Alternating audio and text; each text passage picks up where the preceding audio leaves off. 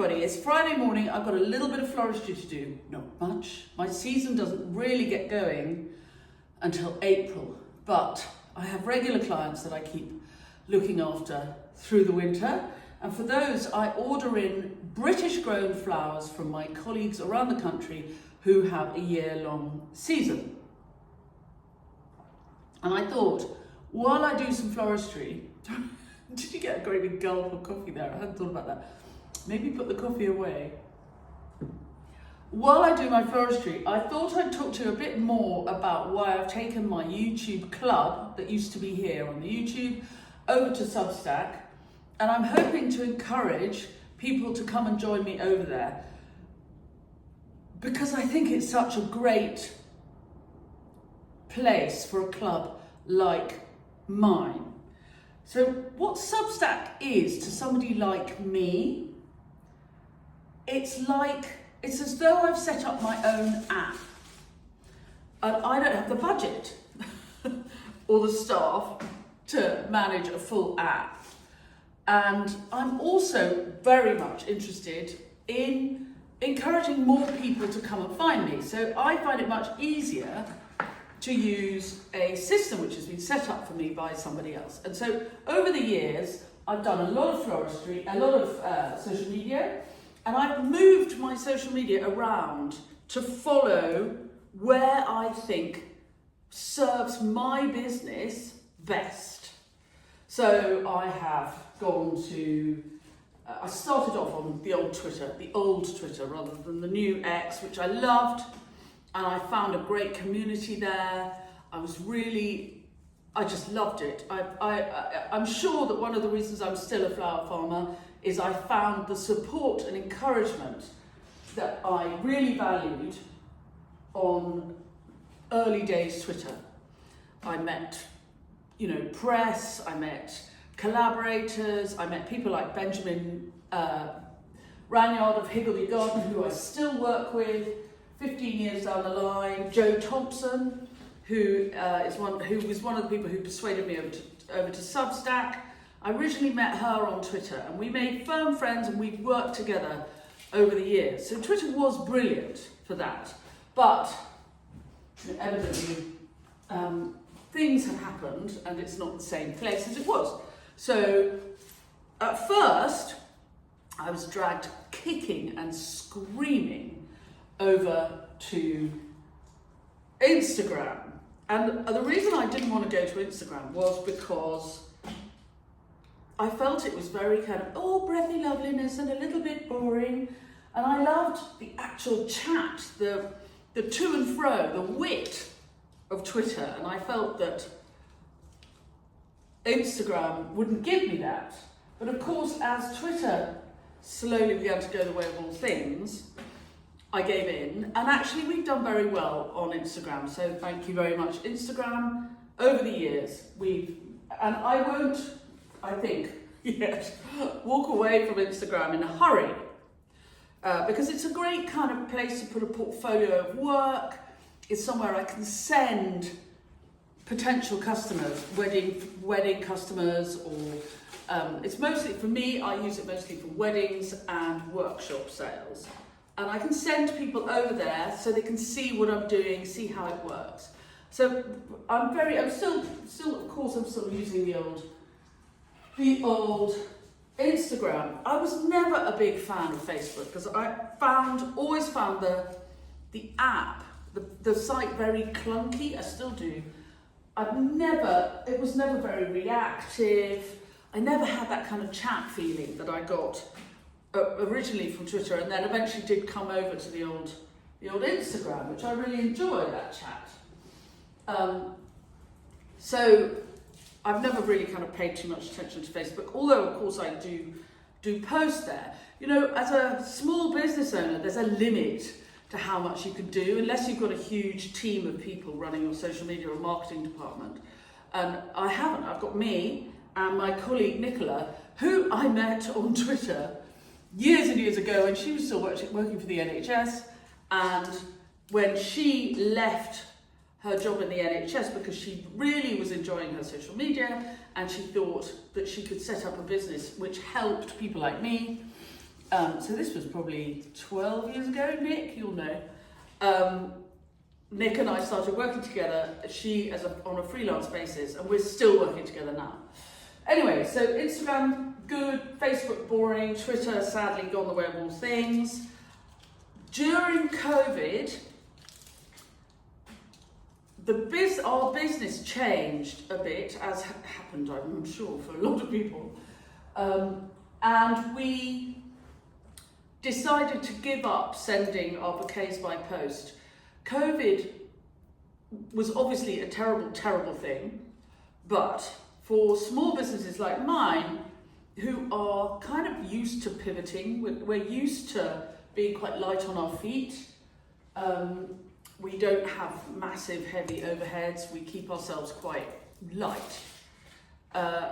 Actually, COVID was an opportunity to reassess how we worked, what we offered our customer base, what customers would like from us, and what we thought would be what we thought people would want to buy from us. We're flower farmers and florists, but I've also become really a teacher, and I'm an author. So I write books, but I also write articles from time to time. So I wanted something where I could work at all of those things. So we gave up doing bouquets by post. We brought the business much more locally, and touch wood, that has worked well for us. We now have a really thriving local flower business. We don't send flowers around the country anymore because the interest in locally grown flowers has grown exponentially, thanks to people like me and my colleagues using social media to share that we do this, that it's possible to get locally grown flowers. And so there's a much bigger market locally for what we do. So our business became a local flower business.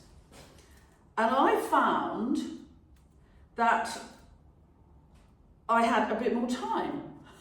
So, because I'm always up for a challenge, I'm always interested to see how things work. I don't necessarily commit to doing them forever, but it's, I'm curious to see how I can make the most of my business as a cut flower grower. So I thought, well, I've never done YouTube. And I'd always been a bit frightened of YouTube because it was so big and amorphous, and it felt as though it was all, people teaching people how to sharpen axes or light fires in the woods.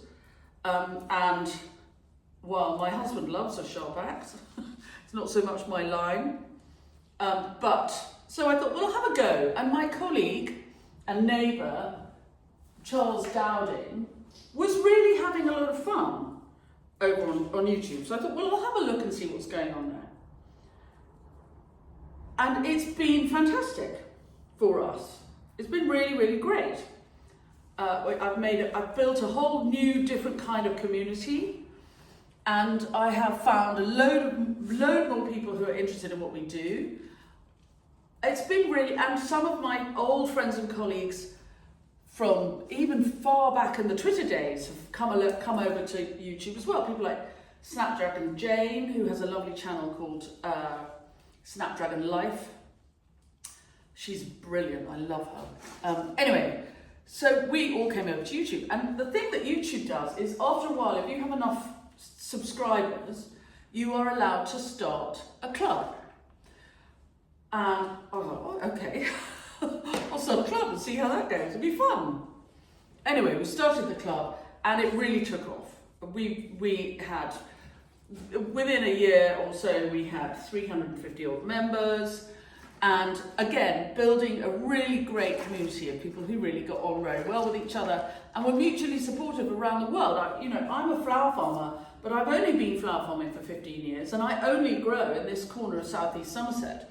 So yes, I have all the experience that I got running my business, but I found that the people who were following on the club, who subscribed to the club, were unbelievably generous with their information. That's nice, isn't it?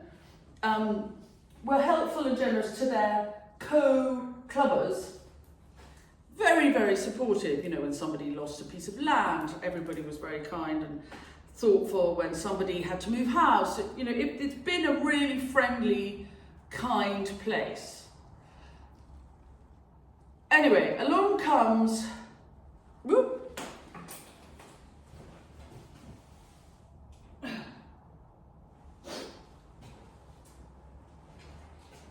things evolve, as is always the way in my business. So a couple of years down the line, we find that all of the social media platforms are having to play a very, very aggressive game with each other for followers, for people spending time on their app. And I understand that, that's their business model. The model is to get as many people onto the app to stay there. And so therefore, because it's a numbers game, if what you have to say is not spangly or jangly, doesn't go well with trending music, possibly a little bit thoughtful, or even, you know, except for the niche people who are really interested in seeing it, possibly not particularly beautiful to look at. I was very excited to see this morning that a tray of feverfew, which I had sown last Saturday, has germinated. And so I've shared on my Instagram and my Substack a photograph of a tray of germinating seed. That really is quite niche passion, I think. But I'm confident that the people who do see it, I'm confident that one, certainly the Instagram algorithm will not share that with the general public because it thinks it's boring. It is quite boring, unless you have a niche interest in the subject. So I'm confident that not very many people will see it, but the niche people who look me up will, and hopefully will also be excited and interested. So I began to look for somewhere where I could put the club, have a bit more variety to what we could offer the clubbers, because the clubbers are brilliant, and they're really interested and really interesting. They are not necessarily all flower farmers, they are flower growers or small business owners, often creative businesses, but not always. We've got a baker, for example, in Australia. Hi, Monique. And so the way that people want to engage or find out what's going on, and increasingly talk to one another as well as me, is not really served by any of the social media platforms that I'm traditionally have used. Oh, my earpod keeps falling out. Ah, the other one's fallen out. Hold on.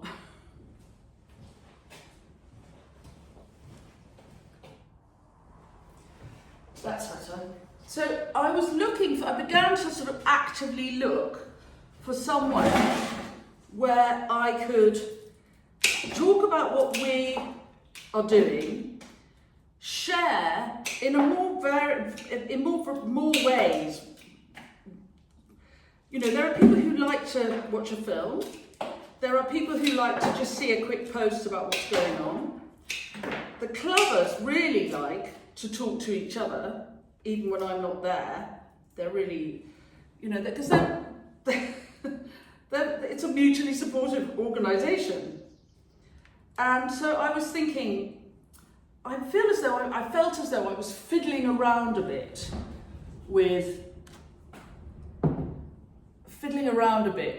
sort of sharing across too many different kinds of content, across different kinds of platforms. Coming back, I've got too much water in here. Please don't think that this is too small a vase for this bouquet. This bouquet is going out to be delivered. And so the vase is like, instead of aqua packing, we're having the vase, and it will come back. my customer, the customer who's receiving these flowers is a regular customer of mine and will give me back the vase. So that's one way that we deliver it. And this is something that we were talking about on the club last night. So what does the club do now? Well, on Substack, it's less expensive for clubbers to be members. It's $8 a month or $80 a year. And on YouTube, there isn't an option to have a yearly less expensive option. $8 is less per month than it is on YouTube already. And then if you take a yearly membership, it's $80, which is really, I think, very good value.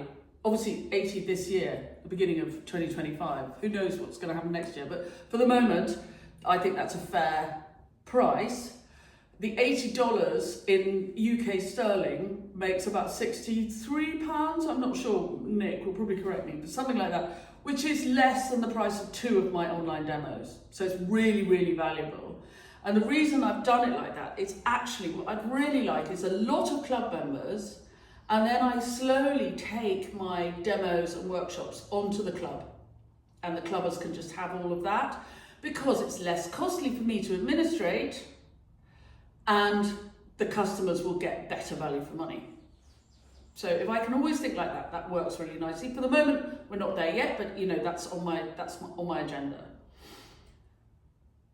But I think last night's live session on the club on Substack is a classic example of why I think I'm glad I've gone over to Substack for the club. Because during term time, we have a live chat most Thursday evenings, 5 o'clock UK time. And because there's a chat option on Substack, which works like a WhatsApp group for the club members, I can pop a message, as I did yesterday, to say, I'm really sorry guys, I have to quickly, it's half term, I've misjudged the timings, I've got to quickly take a kid somewhere, so actually I'm not going to be able to do the live until 6. And everybody's fine about it. Everybody A, sees the message, and B, responds, great, that's fine. They then send me their questions, so we've got them all in advance. We then have the live chat, and yesterday's live chat was about how we lay out the studio here and what's been good about the move up the field, because I used to have an old studio by the house, what's been good about moving up here, what's not been brilliant, and this is not a perfect studio space by any means, but it really suits me. So we had a really great chat about it, and all of the clubbers are very generous with their information, so they're joining in with their experience. My experience is not the same as the experience of somebody who has bad feet, for example, or a back problem, or mobility issues. And all three of them, and you might think, you're a flower farmer, I'm a florist, surely you need to be very fit to do that. Not necessarily, not necessarily. All of us, if we adjust situations, can do what we can do and make our own niche work for us. So that was one of the conversations that we had during the live last night. My colleague Nicola, thank you Nick, makes notes of the chat as we go through it. And any questions that I don't see and don't fully answer during, because it's only an hour long, so there's usually more than I can talk about in an hour, she pops them in the chat that goes with, in the notes, in the comments, if you like, that go with the live, which is subsequently posted for people to catch up with if they couldn't see it live. And everybody can make remarks, everybody can make comments. So I go through the questions, I haven't quite finished it this morning, but I did a few, and I had my Tuckney Halfpenny worth. But this lovely group of clubbers, they come in and they add their Tuckney Halfpenny worth, and it's really, really supportive. But number 3, because Substack has a place where I can write as well as film, I was very inspired by that chat last night, and I think there are lots of things that I could share which wouldn't work brilliantly in a film like this. I want to show images of the farm before, when we started, and now what it looks like. maybe draw a picture, so have a map of everything, which I can do quickly and efficiently by typing, and then I can just add the images. So there you get on Substack. You've got the chat, like the WhatsApp group. You can have a live chat, which we do on a Thursday evening during term time, subjects suggested by the clubbers, questions sent in by the clubbers. I can then, if I'm inspired to do, which I am today, write a piece, an accompanying piece to go with the live from last night, with useful images, and there's room for everybody to put their points of view and support one another. And then, this is why it's great. I can write the written piece, and I know that there are people amongst you who are not natural readers or are up the field doing your workshops and you're growing your flowers, or you're walking the dog and you like to listen to a podcast. So when I write work for Substack, I can then, and it doesn't take very long, it takes me about 10 minutes, I can record whatever I've written and people can listen to it as a podcast. And I think that variety of ways of coming in and engaging, it's like having all my different social media platforms all in one place. So this is how Substack works. You can be a follower on Substack, so which means that you just see, if I post to the general thread, in the same way as I might for Instagram, I'll post a picture, or I might put on some more Instagram stories kind of thing. So this morning, so far, I had a good morning. I had a conversation with the insurance people. We've had some trouble with the insurance. It's been 2.5 years of trouble, but we'll see how that goes today. But anyway, so I had a really good conversation with the insurance people this morning, which left me much more, if not convinced that all will go well, at least I think they're paying some attention 2.5 years in, and that we may make some progress. And you know how it is. All we want in life, everybody used to feel like there's progress. So I had a good conversation with the insurance people, which left me feeling cheerful. So I have posted quite a lot on the notes for my followers, and everybody who subscribes is a follower. But the people who do the least subscribing are just followers on Substack. So I posted a picture of the dog looking sweet by my feet, and the amaryllis, I put it up in amaryllis, I think before Christmas, and then forgot all about it on a windowsill, and suddenly it's appeared and it looks amazing. So I put that, and I put these germinating seeds. So the kind of thing I put on my Instagram stories, or that I used to put on Twitter, those sort of chat things go on the notes on Substack, and that's where the followers can be. Then you can be a subscriber, free subscriber. And if you're a free subscriber, you get any work that I post which isn't behind a paywall. And I will admit, there's not very much of that. Because, like everybody, I need to earn a living. But that's fine. Sometimes I can post things that are not to do with flower farming or floristry and put them not behind the paywall. If something just occurs to me and I feel like writing about it. And that works quite nicely. And then there are the paid subscribers. So those are the people I'm talking about. People who pay $8 a month or $80 a year. And they get everything that I put behind the paywall. So that's where the club is. And on Substack it's called the Common Farm Flowers Club by Georgie Newbury. And so those people, the paid people, get everything I put. And because it then kind of works like a magazine, it feels as though it's like almost like a magazine, which is kind of like an app. So I feel as though I've got my own app, which I can run as I want without the expense of building my own app. And it has the WhatsApp group chat bit. It has the notes for everybody to see. It has the free content, which subscribers can see. and then it has the paid content, and most of it over on Substack is paid content. And the variety, and then within the paid content, you get the WhatsApp group, you get films, so this film will be on there, but I can share it on YouTube as well. But it means that the followers don't have to go from app to app. You don't have to follow Instagram and YouTube and all the other different places where I might post. It's all in one place. So if you're interested, and what I really like about it is if you're interested, and because it's not driven by the algorithm, it's driven by the fact that you choose to follow. So if you're interested, you actively go and look at what I'm doing, and you'll see. So it's a social media platform for people who are really interested in what the people they're following are doing, rather than people just scrolling on by. And of course, there's nothing wrong with scrolling on by. That's a whole nother market. But I'm not really in the scrolling on by market.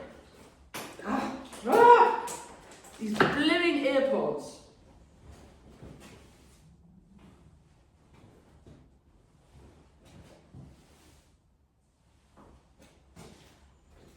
I'm in the market for helping people think creatively about running small businesses and creative industries. And I use flowers and floristry and growing cut flowers as my example. But actually, a lot of what I say can be applied to all kinds of businesses. So that's why I've moved over to the club. And there is one other reason, actually, and I'll tell you. I don't trust any of the social media platforms now with what's going on in the world. I think the social media platforms are under huge pressure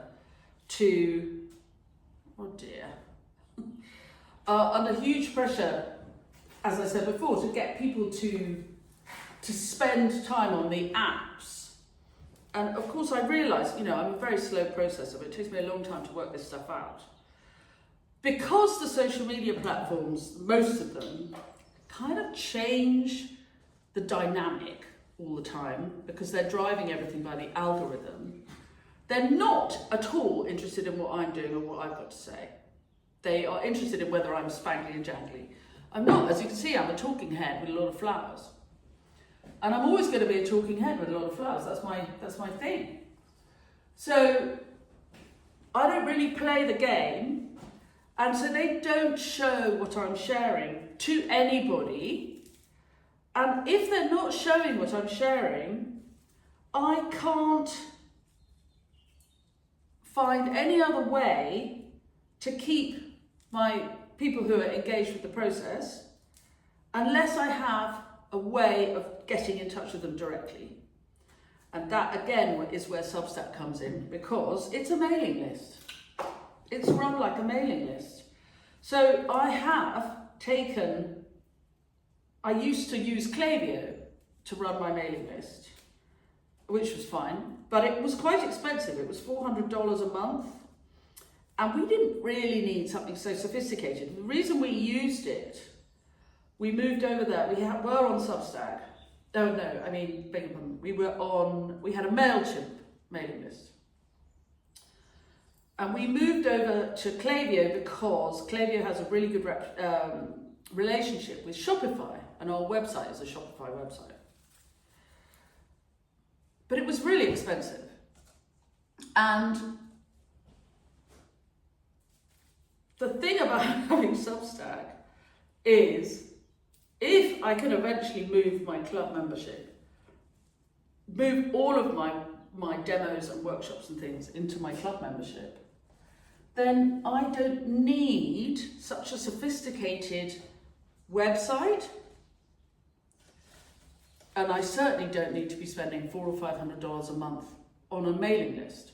So I have imported my mailing list, my whole mailing list, into Substack. And I'm using Substack as my mailing list, which means that if all the social media platforms explode and I'm just sort of forced off them because I'm not exciting enough, I'm not clickbaity enough to keep people on, random people on whatever app it is, then I still have a way of communicating with the people who are interested in what I'm doing. And that doesn't happen on Substack. Or it does happen on Substack, but it doesn't happen on Instagram, Facebook, or wherever, because the app, the platform, is between me and the person who's interested. The platform has all the email addresses, but I don't. So if the platform forces me off because I'm not exciting enough, I can't get in touch with those people anymore. And that's why when you see if you're watching something on Instagram and somebody says, do you want to know more about, I've got a free workbook, I'll send you my free workbook if you're interested, comment below. Yes, they want you to have the information, but they also want your email address, because they too know what those big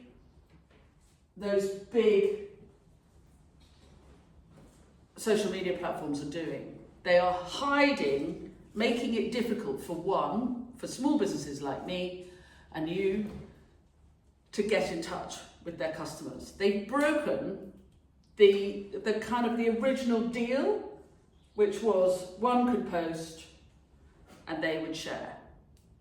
And that's not happening anymore. So that's why people are asking you now, if you want the free workbook, or you want to know more about why olive oil is so good for you, or all of those things, comment in the comments, and they will then say, please can we have your email address so we can send you this information. And that's why.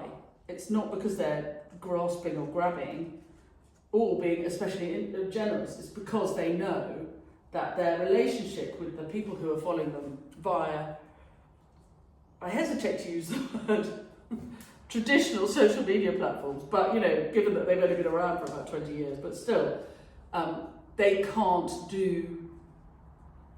rely on the social media platforms anymore.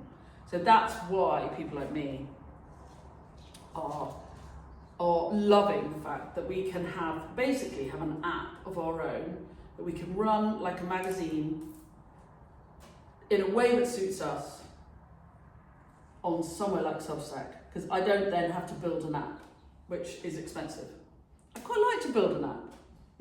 I'd like to know how that works, but I certainly don't have budget for it this year. I've still got to pay for this studio.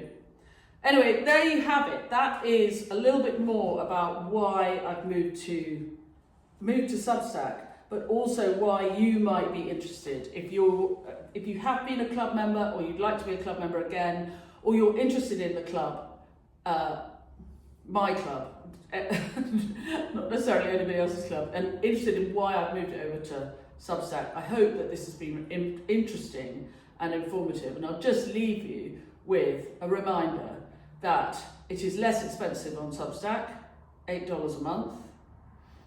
It's much less expensive if you take an annual membership. It's $80 a year, which is about £63 a year, the price of less than two of my demos.